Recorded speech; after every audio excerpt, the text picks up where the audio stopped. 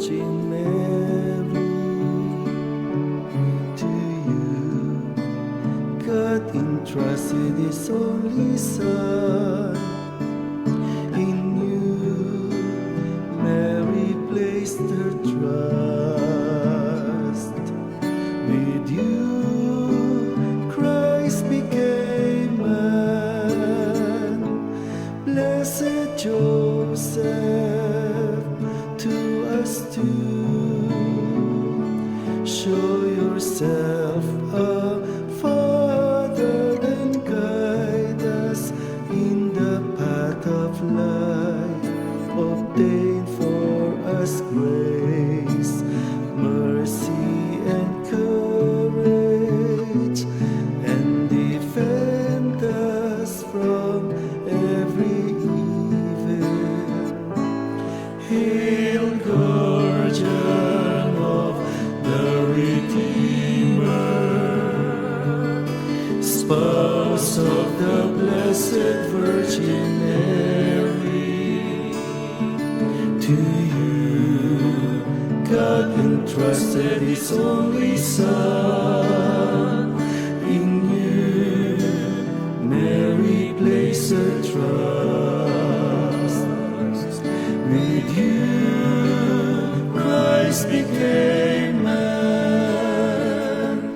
Blessed Joseph, to us too, show yourself a Father and guide us in the path of life. Obtain for us grace, mercy, and courage, and defend us from every evil. Hail, Guardian of the Redeemer, Spouse of the Blessed Virgin Mary. To you, God entrusted His only Son. In you, Mary placed her trust. With you, Christ became man. Blessed Joseph, to us too, show yourself a Father and guide us in the path of life. Obtain for us grace, mercy, and courage, and defend us from every evil. Amen.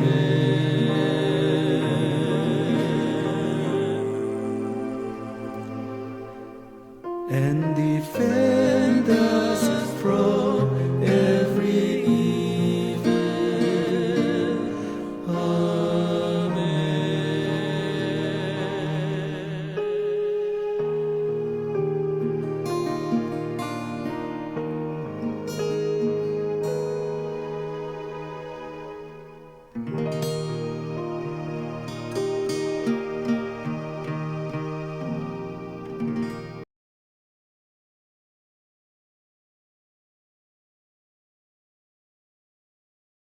Sa inyong lahat, malugod na pagtanggap sa St. Joseph Parish, Kagalangin, sa ika-6 ng gabing banal na misa na may liturhiya ngayong Lunes, kapistahan ni Apostol San Bartolome.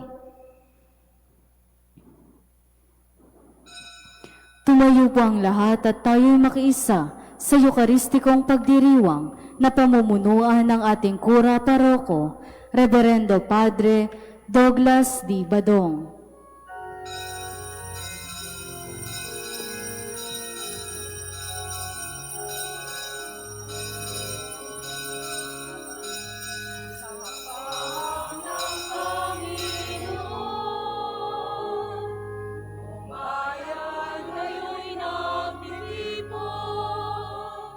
Upang pagsaluhan ang kaligtasan.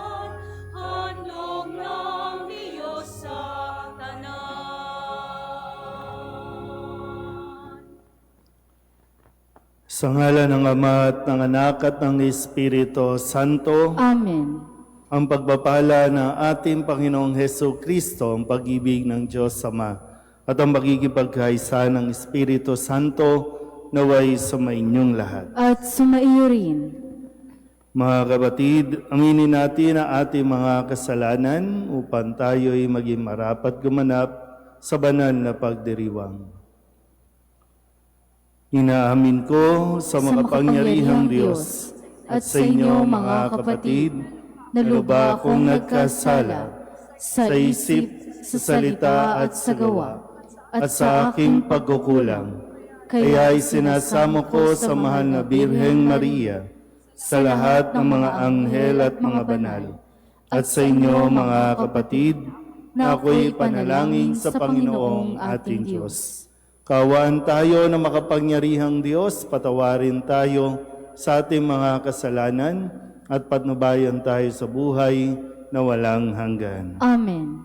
Panginoon, kaawaan mo kami. Panginoon, kaawaan mo kami. Kristo, kaawaan mo kami. Kristo, kaawaan mo kami. Panginoon, kaawaan mo kami. Panginoon, kaawaan mo kami.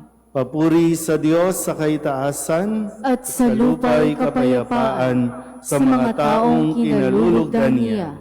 Pinupuri ka namin, dinarangal ka namin, sinasamba ka namin, ipinagbubunyi ka namin, pinasasalamatan ka namin, dahil sa dakila mong angking kapurihan.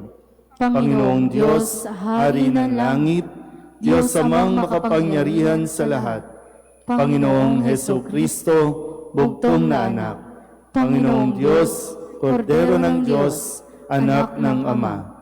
Ikaw na nag-aalis sa mga kasalanan ng sanlibutan, maawa ka sa amin. Ikaw na nag-aalis sa mga kasalanan ng sanlibutan, tanggapin mo ang aming kahilingan. Ikaw na naluluklok sa kanan ng Ama, maawa ka sa amin.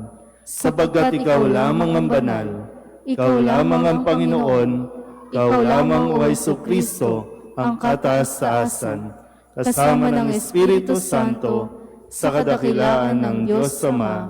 Amen. Manalangin tayo. Ama naming makapangyarihan, gawin mong matibay ang aming pananampalataya na nag-ugnay kay Apostol San Bartolome sa buklod ng hindi magdarayang pakikipag-ugnayan ng apostol na ito sa iyong anak bilang tugon sa kanyang pagdalangin. Ang sambayanan mo naway maging pananda ng iyong pagliligtas sa lahat ng bansa. Sa pamamagitan ni Jesucristo, kasama ng Espiritu Santo, magpasawalang hanggan. Amen.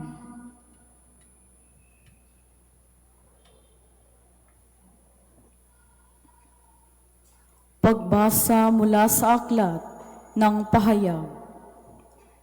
Wika ng anghel sa akin, halika at ipapakita ko sa iyo ang babaeng makakaisang dibdib ng kordero.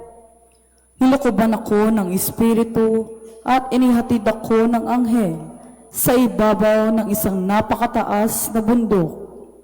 Ipinakita niya sa akin ang Jerusalem, ang banal na lungsod, na bumababa mula sa langit, buhat sa Diyos. Nagliliwanag ito dahil sa kaningningan ng Diyos, kumikislap na gaya ng hiyas, na haspeng sinlinaw ng kristal. Ang pader nito'y makapal at mataas, at may 12 pinto, bawat isa'y may bantay na anghel. Nakasulat sa mga pinto ang pangalan ng 12 lipi ng Israel. 3 ang pinto ng bawat panig, 3 sa silangan, 3 sa timog, 3 sa hilaga, at 3 sa kanluran. Ang pader ng lungsod ay may 12 saligang bato, at nakasulat dito ang pangalan ng 12 apostol ng Kordero. Ang salita ng Diyos. Salamat sa Diyos. Talastas ng mga tao, dakilang paghahari mo. Talastas ng mga tao, dakilang paghahari mo. Magpupuring lahat sa iyo, O Panginoon, ang iyong nilalang. Lahat mong nilikha ay pupurihit ka at pasasalamatan. Babanggitin nilang tunay na dakila ang iyong kaharian at ibabalitang tunay kang dakila't makapangyarihan. Talastas ng mga tao, dakilang paghahari mo. Dakila mo'y gaway upang matalastas ng lahat ng tao. Mababatid nila ang kadakilaan ng paghahari mo. Ang paghahari mo'y sadyang walang hanggan, hindi magbabago. Talastas ng mga tao, dakilang paghahari mo. Matuwid ang Diyos sa lahat ng bagay niyang ginagawa. Kahit anong gawin ay kalakip doon ang habag at awa. Siya'y nakikinig at handang tumulong sa lahat ng tao. Sa sino mang taong nagpatawag, sa Kaniya'y tapat at totoo. Talastas ng mga tao, dakilang paghahari mo. Magsitayo po ang lahat.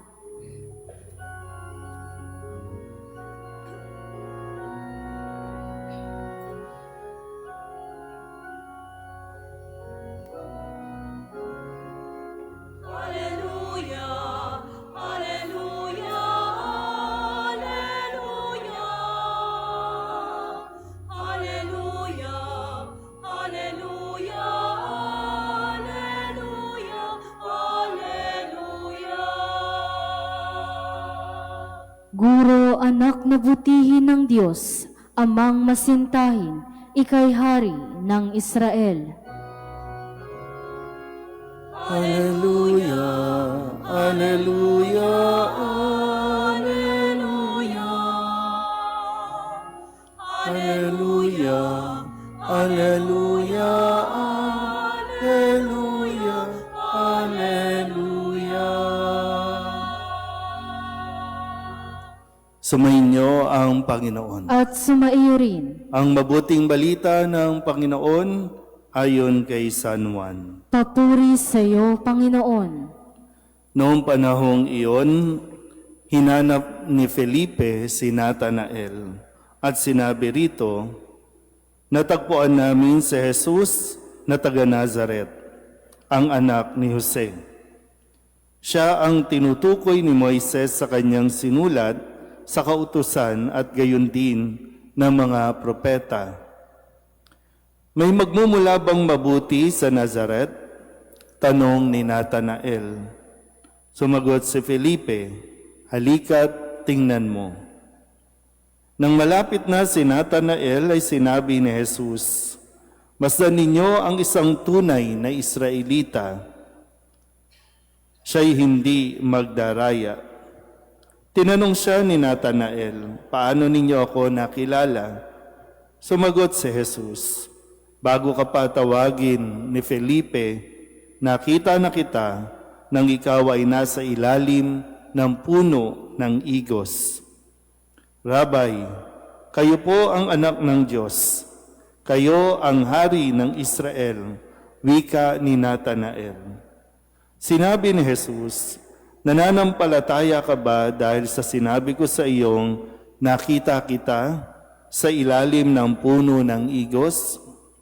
Makakakita ka ng mga bagay na higit kaysa rito. At sinabi niya sa lahat, tandaan ninyo, makikita ninyong bukas ang langit at ang mga anghel ng Diyos ay manhik manaog sa kinaroroonan ng anak ng tao. Ang mabuting balita ng Panginoon. Pinupuri ka namin, Panginoong Heso Kristo. Isang magandang gabi po sa inyong lahat. Ngayon po ay Lunes, August 24, at atin pong ipinagdiriwang ang kapistahan ni Apostol San Bartolome, isa sa 12 apostol na hinirang ng ating Panginoong Jesucristo. Bagamat sa ating ebanghelyo, ang narinig nating pangalan Felipe at si Nathanael. So sa turo ng ating simbahan, si Nathanael ay si Bartolome. So iisang tao, si Bartolome o Bartholomew at si Nathanael o Nathanael. At maganda po na mapaalalahanan tayo sa araw na ito ng pagdiriwang kung saan sa unang pagkakataon na masabi kay Nathanael o kay Bartolome ni Felipe ang patungkol kay Jesus, medyo nagduda pa siya. Kaya nga sabi, meron bang mabuting magmumula sa Nazaret? Kasi ang bayang Nazaret noon ay hindi naman talaga kilala. Para bang isa sa mga maliliit na bayan noon na parang hindi sikat. Wala doon nang galing na mga sundalo o mga eksperto, mga rabay. Wala masyado. Kaya hindi naniniwala si Nathanael na base sa mga kwento at naririnig, si Jesus, anak ni Jose, taga Nazaret, anong maitutulong niyan? Anong magagawa niyan sa buhay ko? So parang gano'n, no, na expression niya. Pero maganda rin na mapagnilayan din natin kasi nung nagkaroon ng usapan si Nathanael at si Jesus, na sinabi nga ni Jesus na naniniwala ka na ba dahil itong sinabi sa kanya na nakita kita sa ilalim ng puno ng igos? Na hindi pa naman sila nagkakaroon ng encounter. At yun yung puntong yun, no, na para sabi ko, nakita na siya ni Jesus sa ilalim ng puno ng igos. Nakita na siya, pero hindi pa siya tinawag.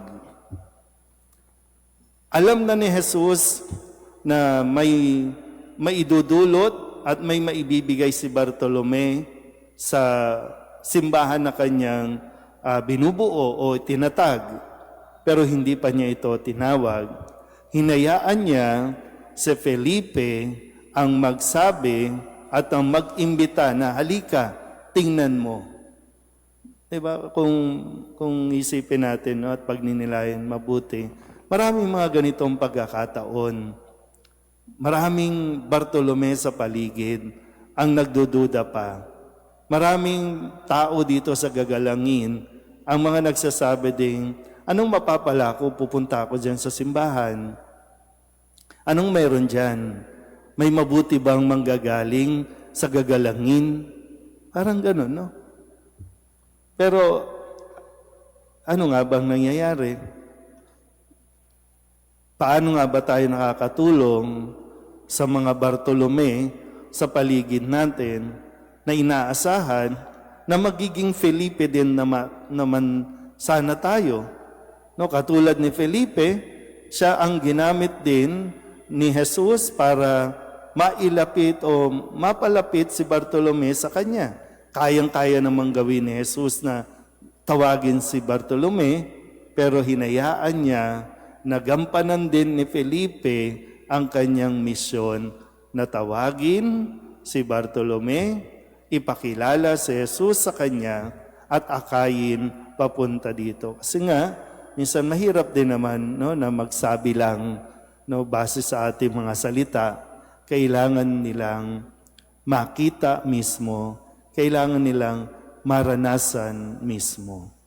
Kaya nga, ang tanong din, halimbawa, tayong mga naririto, nagiging Felipe ba tayo sa mga Bartolome sa paligid?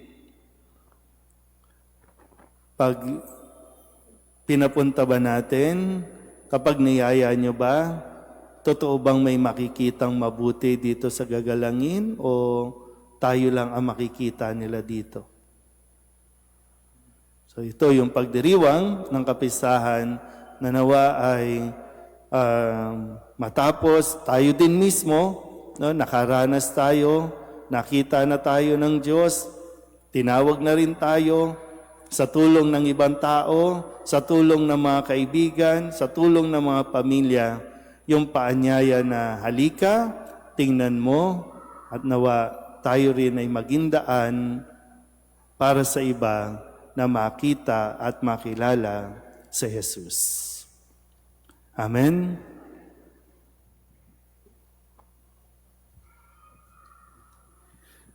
Sa ating pagpaparangal sa apostol na isang lalaking hindi makagagawa ng panlilinlang, lumapit tayo sa Ama ng may pagtitiwala. Binubuksan sa pamamagitan ng panalangin ang ating mga puso. Ang ating itutugon, Panginoon, dinggin mo ang aming panalangin. Panginoon, dinggin mo ang aming panalangin. Ang simbahan naway maging bukas sa mga pagkilos ng Espiritu, lalo na sa mga samahang pinagyayaman ang pananampalataya ng bayan ng Diyos. Manalangin tayo sa Panginoon. Panginoon, dinggin mo ang aming panalangin. Ang mga pinuno ng pamahalaan naway maging karapat-dapat sa karangalan at dignidad sa pamamagitan ng kanilang tapat at ulirang pagtupad sa tungkulin.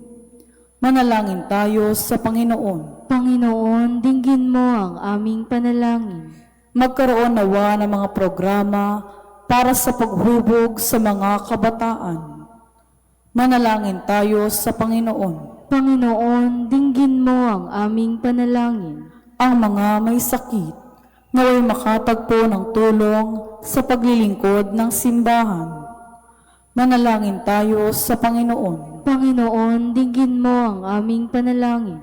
Upang mamayani ang kapayapaan sa gitnang silangan at sa buong mundo, at ipaganyan-nawa ang sangkatauhan sa karahasan, kasakiman at pang-aabuso ng kapangyarihan na nagdudulot ng paghihirap at kamatayan sa marami. Manalangin tayo sa Panginoon. Panginoon, dinggin mo ang aming panalangin. Upang ang lahat ng mga nagdurusa dahil sa kalupitan ng digmaan ay daglian ng makaranas ng kapayapaan at mabuhay ng may kapanatagan at kalayaan. Manalangin tayo sa Panginoon. Panginoon, dinggin mo ang aming panalangin. Ang mga yumaong tapat sa Panginoon naway makabahagi sa kaluwalhatian ng langit. Manalangin tayo sa Panginoon. Panginoon, dinggin mo ang aming panalangin. Idulog din natin sa Panginoon ang ating mga personal na kahilingan at mga panalangin para sa ating mga pamilya, kasama din ang mga kahilingan ng mga nanonood sa online. Lahat ng mga misang pasasalamat, special na intensyon, agarang paggaling ng mga may sakit, at ang lahat ng mga kaluluwa na iniling na ipagdasal sa misang ito.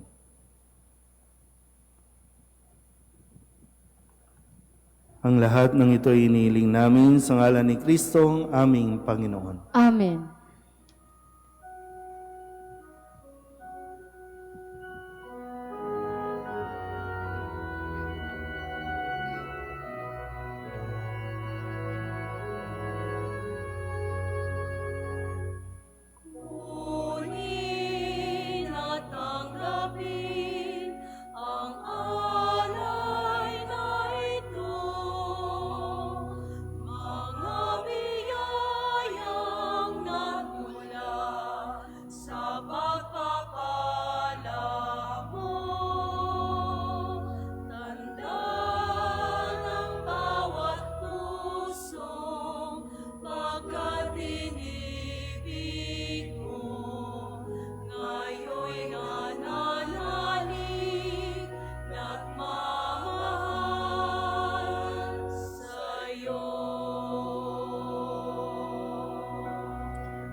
Magsitayo po ang lahat.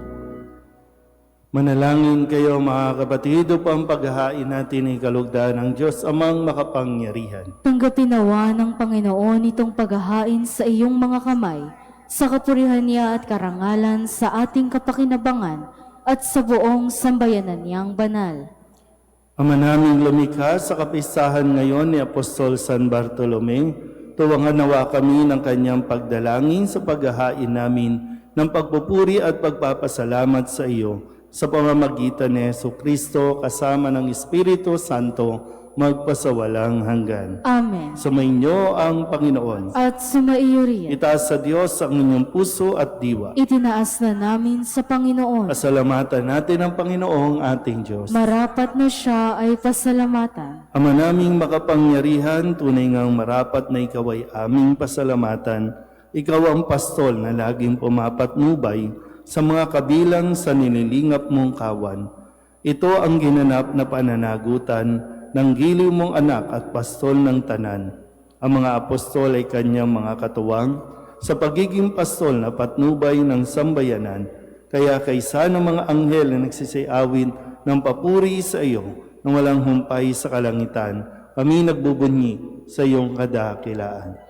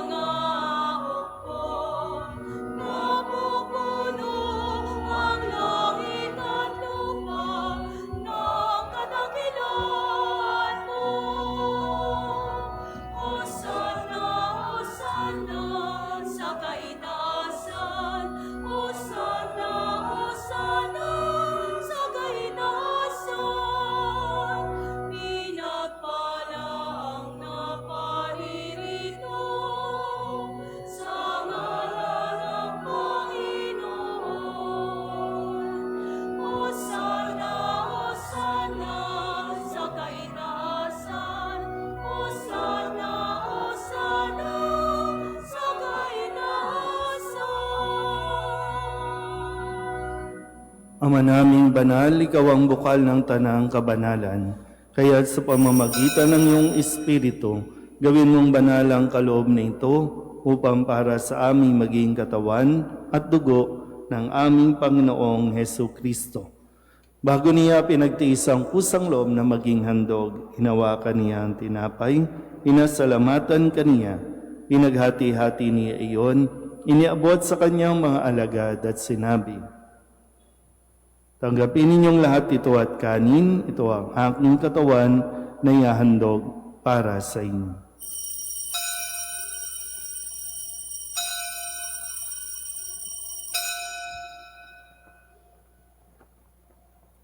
Gayun din naman, nung matapos ang hapunan, inawakan niya ang kalis, muli kaniyang pinasalamatan. Iniabot niya ang kalis sa kanyang mga alagad at sinabi, tanggapin ninyong lahat ito at inumin. Ito ang kalis ng aking dugo, ng bago at walang hanggang tipan. Ang aking dugo na ibubuhos para sa inyo at para sa lahat sa ikapagpapatawad ng mga kasalanan. Gawin ninyo ito sa pag-alaala sa akin.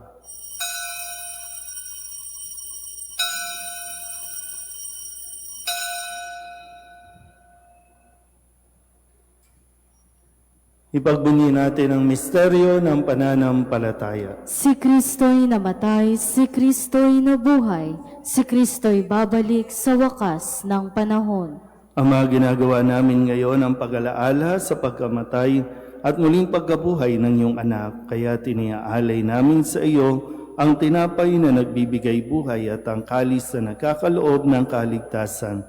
Kami napapasalamat dahil kaming iyong minarapat na tumayo sa harap mo para maglingkod sa iyo. Isinasamo namin kami magsasalo-salo sa katawan at dugo ni Kristo ay mabuklod sa pagkakaisa sa pamamagitan ng Espiritu Santo. Ama, lingapin mo ang iyong simbahang laganap sa buong daigdig. Puspusin mo kami sa pag-ibig kaysa ni Leon na aming Papa at ni Jose na aming Obispo at ng Tanang Kaparian.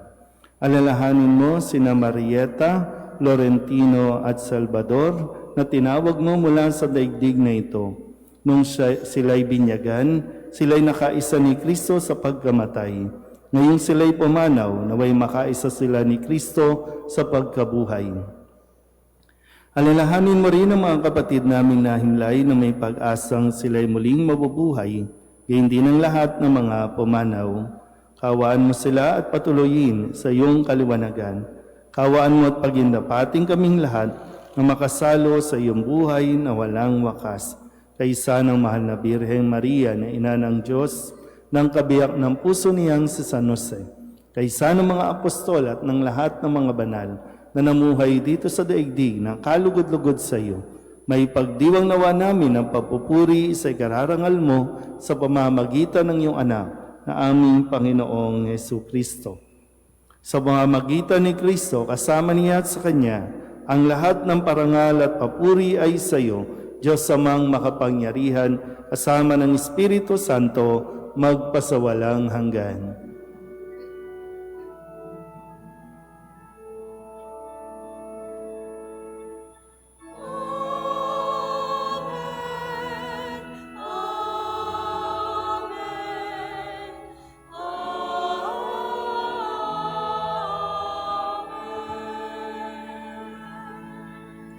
Sa tagubili ng manakagagaling na utos sa turo ni Jesus sa Panginoon natin at Diyos, ipahayag natin ang lakas loob.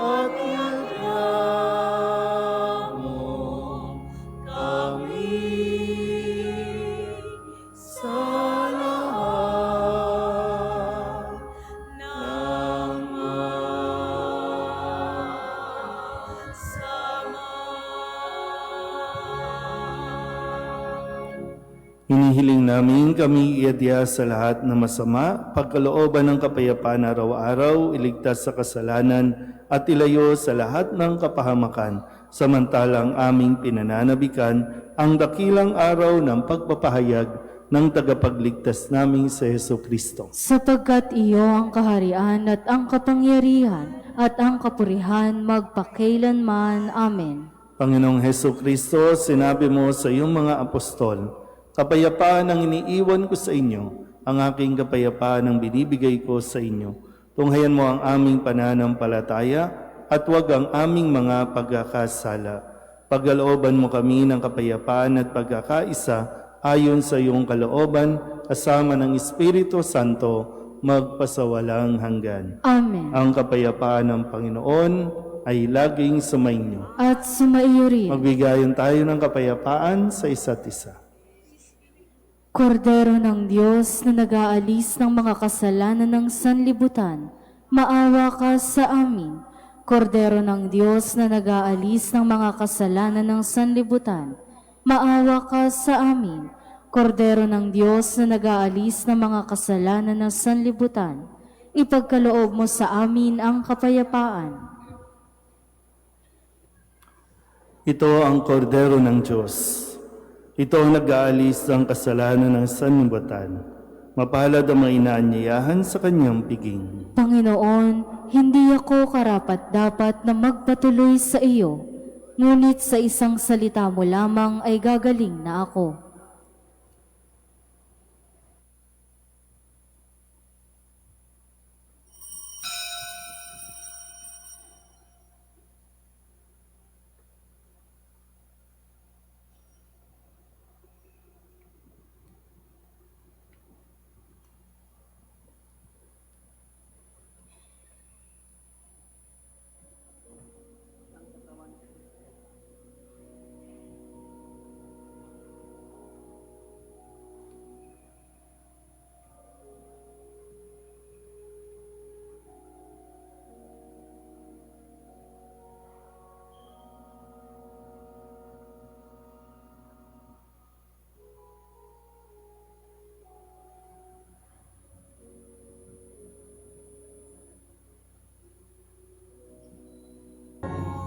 Magsilud po ang lahat.